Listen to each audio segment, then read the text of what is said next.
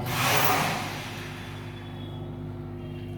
तो आपको लंका के अंदर रावण की सभा में ले चलते हैं, यहाँ दोनों की वार्तालाप हो रही है और रावण अपने गुणों का बखान कर रहे हैं।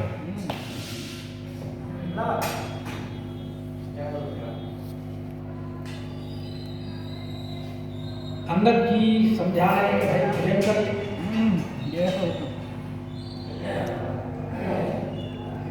और भजन करने से ही तेरा कल्याण होगा, क्योंकि भगवान राम बड़े उदार हैं। वो विचार नहीं करते कि इसने कितने अपराध किए,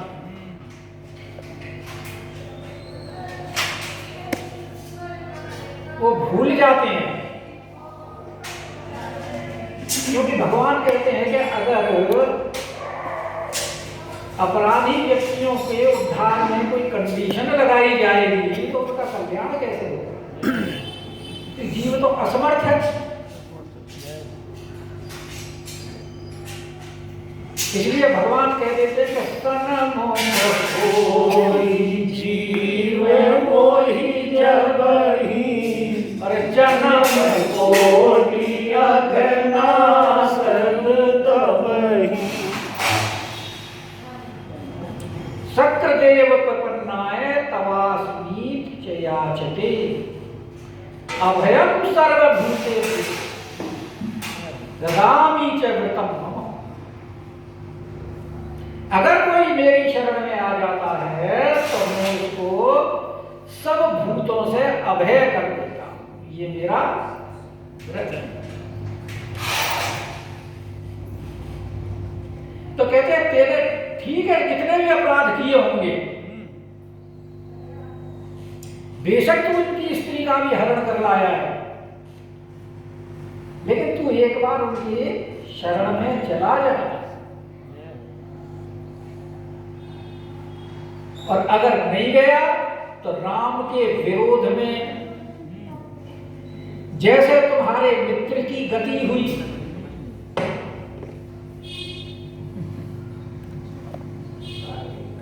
वैसे तुम्हारी होगी, फिर तुम चाहे कितने भी गाल बजाना कुछ होने वाला नहीं। तो रावण बोला अरे मेरा कोई क्या बिगाड़ सकता है।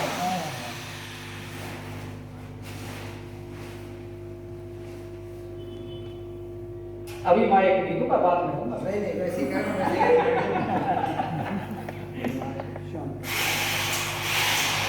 बेटा कुंभकर्ण जैसा मेरा भाई,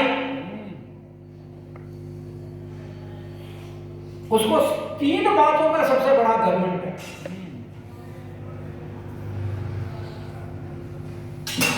और 3 बात क्या है? नंबर 1 भ्राता कुंभकर्ण, नंबर 2 पुत्र इंद्रजीत, और नंबर 3 स्वयं का पराक्रम।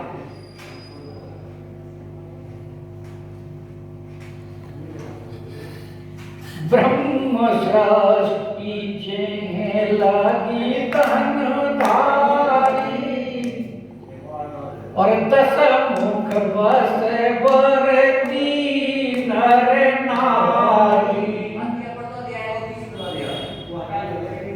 बालकांड में यही बात कही है ना कि रावण के बस में ब्रह्म सृष्टि यानी ब्रह्मा की सृष्टि जितनी भी है, उस सृष्टि के अंदर जो 84 लाख योनियां जितने भी तनधारी हैं वो सब रावण के वश में है। तो इसीलिए वो कहता है कि कुंभकर्ण बंधु मम सुत प्रसिद्ध सतराज मोर पराक्रम नहीं सुने जिते चराचर जान। और बंदरों की बात करते हो? अरे क्या हुआ है अगर पुल बांध लिया तो? अरे बलि कितना होता है और बुद्धि कितनी होती है? अगर वो राम की बढ़ाई करते हैं तो तुच्छ जीव हैं, बेर खाने वाले, बुद्धि बढ़ती है क्या? अखरोट तो खाते नहीं हो, बादाम नहीं करते हैं, जंगली फल मूली तो खाते हैं। अरे मेरी भुजाओं को देख, एक राम की बड़ाई कर दी कि परशुराम के सागर में, हर्षे के सागर में कितने राजा डूब गए। पीछे कहा है अंगद जी ने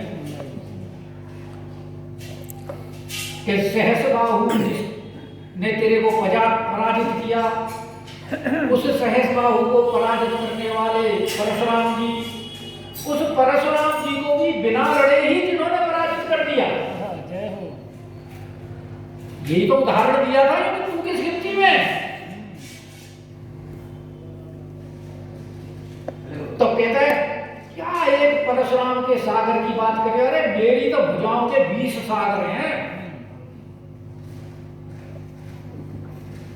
और मेरी भुजाओं के 20 सागरों में जो आया उसने तो एक मनुष्य को ही पराजित किया है, मैंने तो देवताओं तक को पराजित किया है।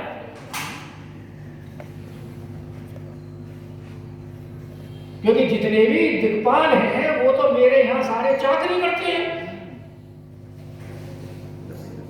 दिक्पाल कहूं नीर भराव, तो इसलिए उनकी बड़ाई मत कर, क्योंकि रावण के मुकाबले का तो कोई योद्धा है ही नहीं। कि सूर्य कवन रावण सरिस, रावण के समान कोई वीर है क्या? और वीरता के लिए प्रमाण क्या दे रहे हैं रावण? स्वकर काट दी, कि स्वकर काटी शीश, जिसने अपने हाथों से अपने सिर को काटा।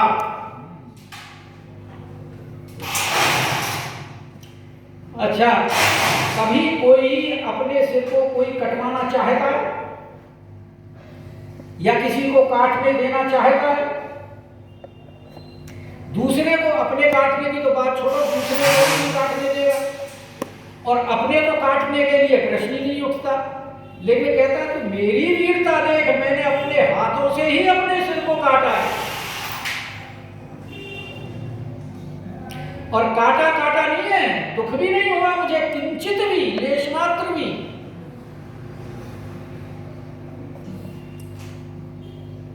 उनको मैंने हर्ष अत्यंत हर्ष के साथ बहुत बार उनको अग्नि में, हवन कुंड में अर्पित किया है। आहुति दी जाती है हवन कुंड में। तो कहते हैं दूसरे तो सामग्रियों की और घी की आहुति देते हैं, मैंने तो अपने शीश की आहुति दी है, और वो भी हर्षित होकर।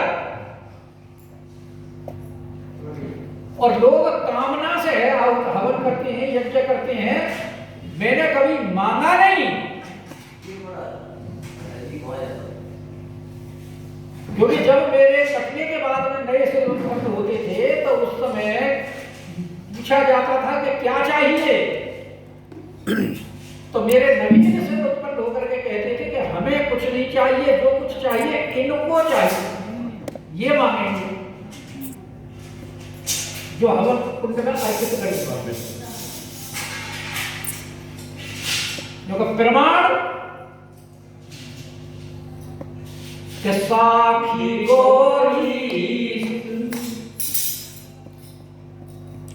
साक्षात प्रमाण के साक्षी कौन है? भगवान शंकर और पार्वती। गौरी का भी नाम है भाई, और ईश तो उनके पति हैं, तो गौरीश में दोनों के बारे में आ गया। यानी शंकर पार्वती दोनों इसके साक्षी हैं।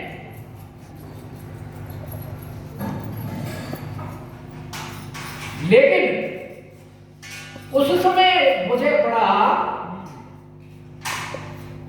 अचंभा हुआ, क्योंकि जब मुंडों को अर्पित किया अग्नि में, तो अग्नि से वो खिल गए। देखते हैं ना, जब आप जाते हैं शमशान घाट में, तो उस समय फिर कपाल क्रिया की जाती है। कपाल क्रिया कब होती है? जब वो खिल जाता है। और कपाल क्रिया करने का तो हमारे यहाँ विधान है, कारण है उसका। वो पुत्र ही करता है। और पुत्र क्यों करता है? कि पुण्य नाम में नरकस्य त्रायते सा पुत्र, जो पुण्य नामक नरक से त्राण दिलाता है, इसलिए उसे पुत्र कहा गया है।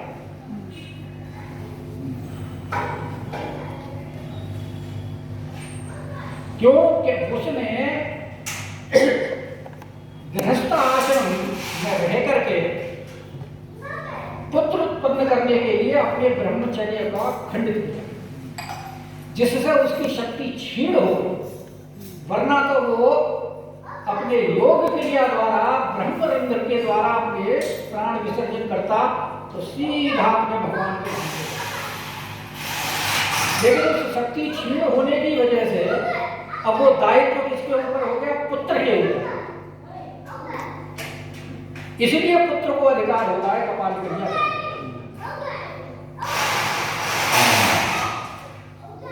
तो ये भी ये कह रहा है कि जब मैंने हवन कुंड में अपने कपालों को अर्पित किया, तो वो खिल गए।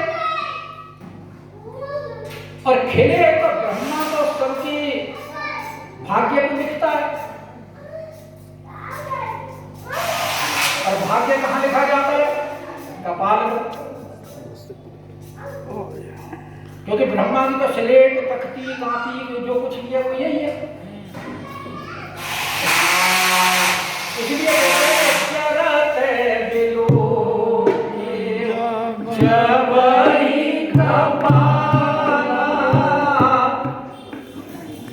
जब मैंने कपालों को जलते हुए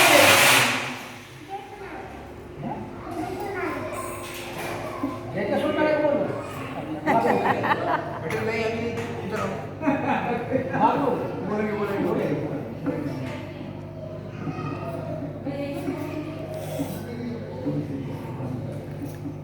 कि जरते बिलोक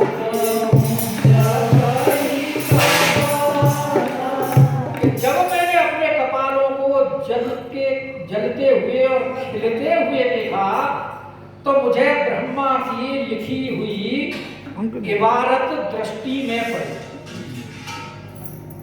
कि विधि के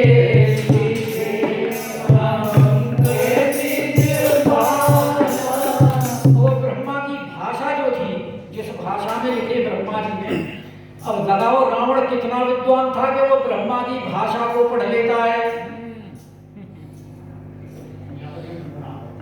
हम कोई पढ़ सकता है क्या?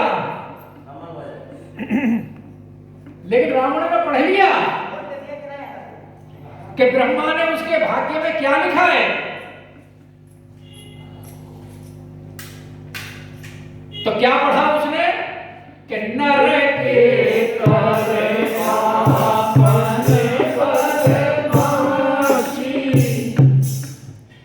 रावण ने पढ़ा कि इसमें लिखा है कि इसकी मृत्यु मनुष्य के हाथ से।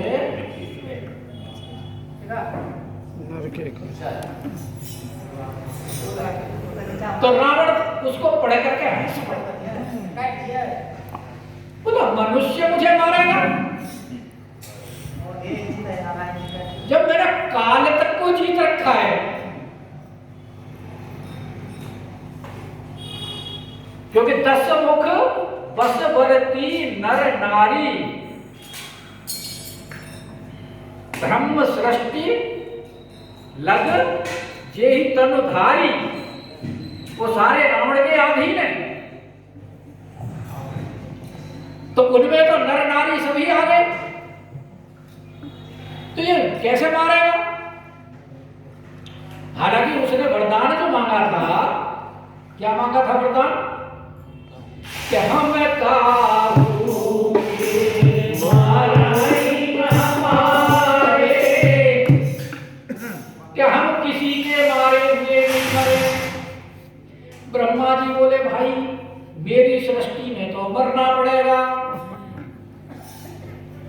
ऐसा हो नहीं सकता।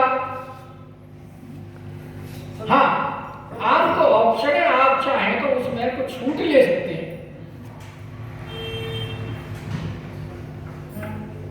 तब रावण बोले कि बानर मनुष्य जाति दो मारे, कि बानर और मनुष्य हमने दोनों को छोड़ दिया, इनके अलावा हमें कोई नहीं मार सका।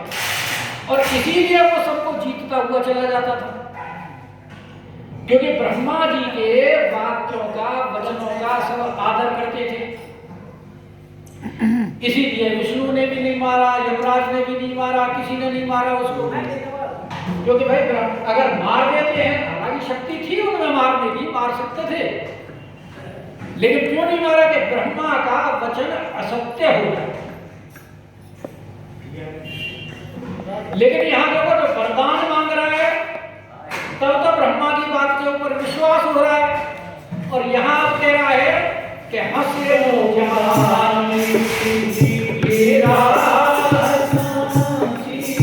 जो कह रहे मुझे कैसे मनुष्य मार सकता है, क्योंकि बानर भालू आहार है हमारा, ये तो हमारा भोजन है। इसलिए मुझे लगता है कि ब्रह्मा ने कुछ लिखने में गड़बड़ कर अच्छा नहीं से कैसो मन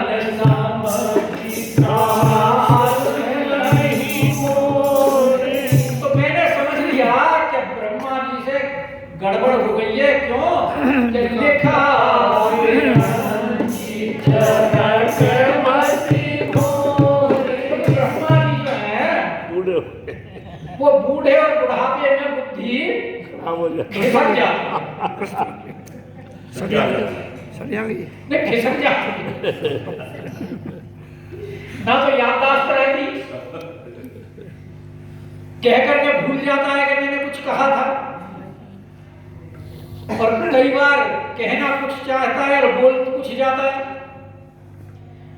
बुढ़ापे में इंद्रियां शिथिल हो जाती हैं, तो लगता है कि जब ब्रह्मा जी मेरा भाग्य कपाल लिखने बैठे तो बुढ़ापा उनके ऊपर हावी हो गया, और उस हावी होने में वो लिख रहे।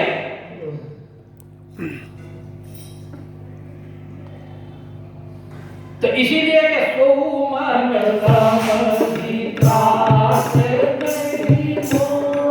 तो मैंने फिर भी उसको लिखा पढ़ तो लिया, लेकिन मैं डरा नहीं।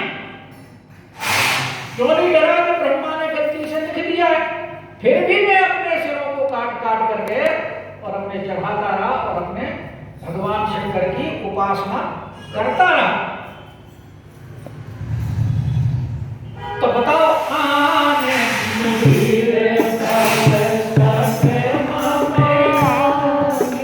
अरे मूर्ख, मेरे सामने और कोई वीर है क्या ऐसा? और तू बार बार उस वनवासी तपस्वी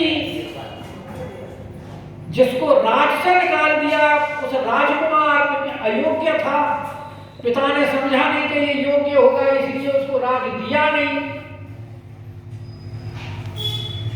पुनि पुनि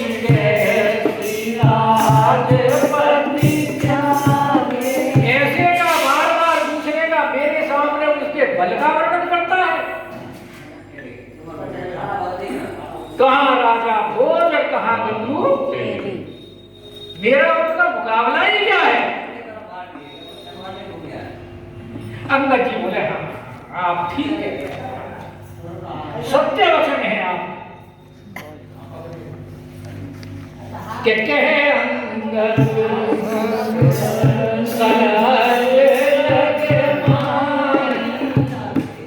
हे प्रभु, आप जैसा लज्जावान तो इस संसार में कोई मिलेगा नहीं। भाई लज्जावान व्यक्तियों की तो काम होती है दूसरी की स्त्री का हरण कर लेना, लज्जा की बात है। तो ये रावण को डायरेक्ट नहीं कह रहा, इनडायरेक्ट वे में कह रहा है कि कुत्ता बड़े लज्जावान व्यक्ति है। क्या अपनी बहन सुपर्णा की कड़ी नाक कान को रोज देखते रहते हो, फिर भी तुम्हें क्रोध नहीं आता? कितने लज्जावान हो आप। आपकी गुणग्राहकता की तो कोई सीमाएं नहीं है। क्या कहे रावण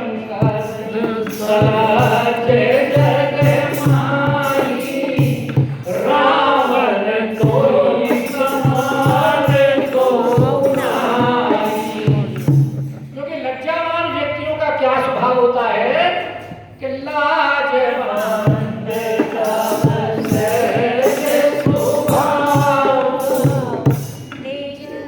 जो लज्जाशील व्यक्ति होते हैं वो अपने गुणों की कभी प्रशंसा नहीं करते हैं।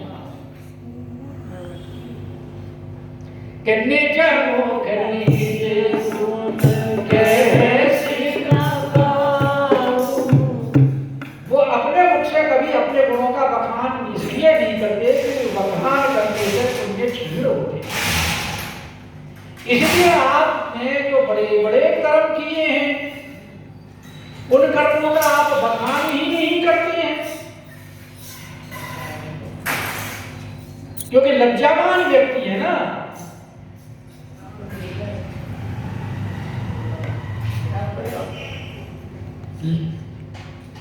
लखनलाल जी ने परशुराम जी को क्या कहा था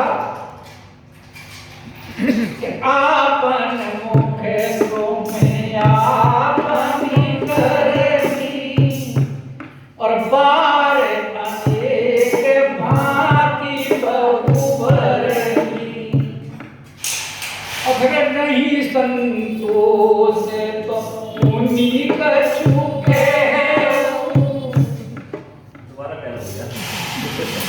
और कुछ कह दो। क्योंकि लज्जाशील व्यक्ति जो होते हैं वो अपने रावण को कह रहा है कि वो अपने गुणों का बखान नहीं करते, इसलिए तुम भी अपने गुणों का बखान नहीं कर रहे हो। क्योंकि वो भूल से गलती से तुम्हें अपनी दो बातें ज्यादा याद रह गई हैं, तो भूल से उनको कह बैठे हो आप कैसे रे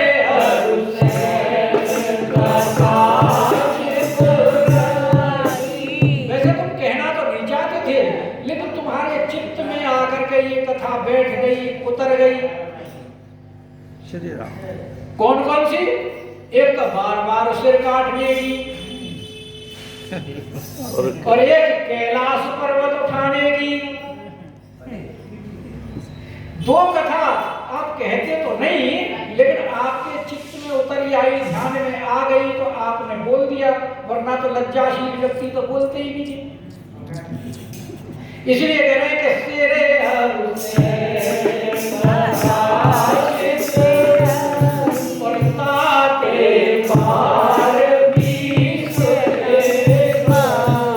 इसलिए तुमने ये शेर और शैल की कथा दशमुख है ना, दशमुख से दो बार कही तो दो बार कहने से 20 बार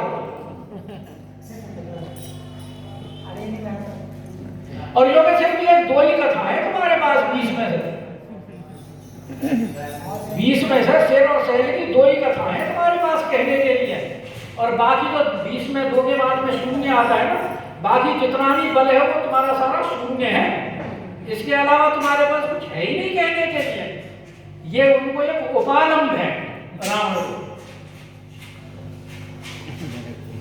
इसलिए कह रहे ताते 20 बार और जो तुम्हारी भुजाओं का बल है, जिन भुजाओं के बल के बारे में कह रहे हैं कि इसका कोई पार नहीं पा सकता, कि उस भुजाओं के बल को तो तुमने हृदय के अंदर छिपा कर रखा हुआ है। सो भुज जैसे जेब में डाल लेते हैं, तुमने हृदय में डाल लिया है, छाती में छुपा लिया है। कोई चीज कीमती होती है तो उसे छिपा के रखते हैं ना, तो तुम्हारा बल पराक्रम इतना है कि तुम उसको कहते नहीं हो, क्योंकि तुमने तो बड़े बड़े काम किए हैं। कौन कौन से बड़े काम किए हैं? कि जीते उसे बाहुबली वाली, कि आपने तो सहस बाहु को भी जीता है, आपने तो बाली को भी जीता है, आपने तो बलि को भी जीता है। वो पराक्रम तो तुम आप कहते ही नहीं, क्योंकि आप लाजवंत हैं ना। लज्जाशील व्यक्ति अपने पराक्रम को कहां कहता है? इसलिए आप भी नहीं कह रहे कि लाजवंत तब सहज स्वभाव। और रावण का कहने का तात्पर्य यह है कि उनसे तुम जीते थोड़ी, हारे थे। तो हारने वाली कथा तो तुम कहते हैं और बार बार सिर और शैल की कथा का वर्णन करते रहो। अन्नत का तात्पर्य है उनको उल्हाना देते हुए कह रहे हैं कि उनको हारना नहीं करे कि जीते उसे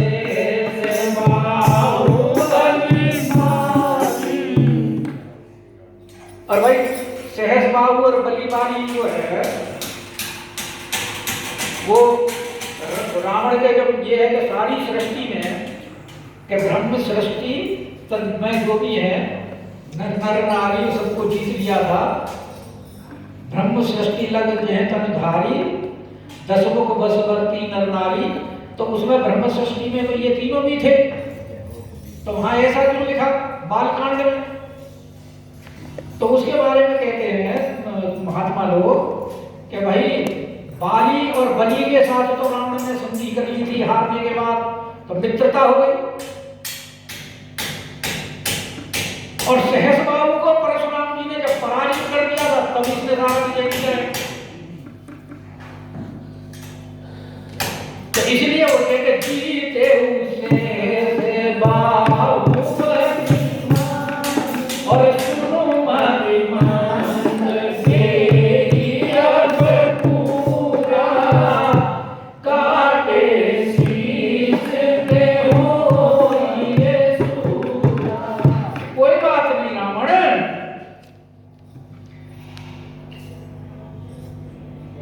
जो ये शीरवीर काटता है तो वो इससे कहते काटने से कोई सूरवीर नहीं कहलाया जाता। क्यों?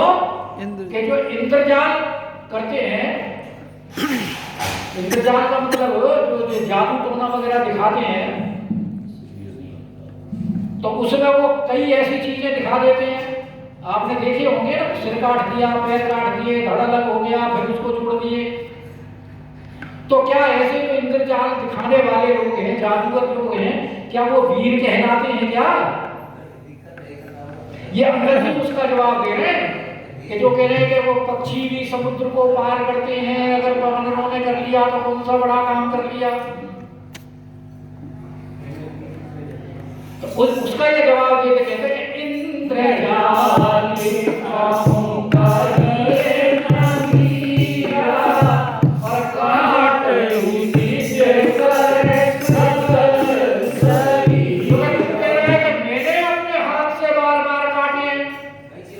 स्वकर काट जेई शीश।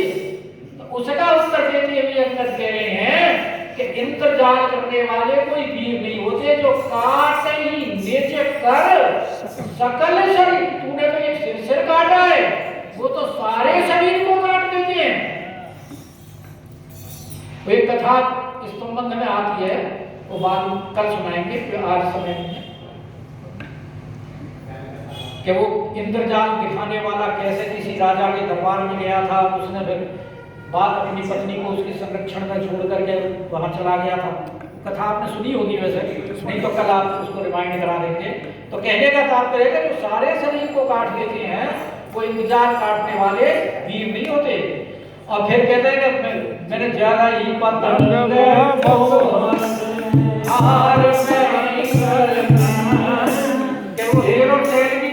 कथा याद है कि मैंने वो हवन कुंड में जला दिए और पर्वत को उठा लिया, तो जरही पतंग और हार में तेरी सुन कहानी समझ ले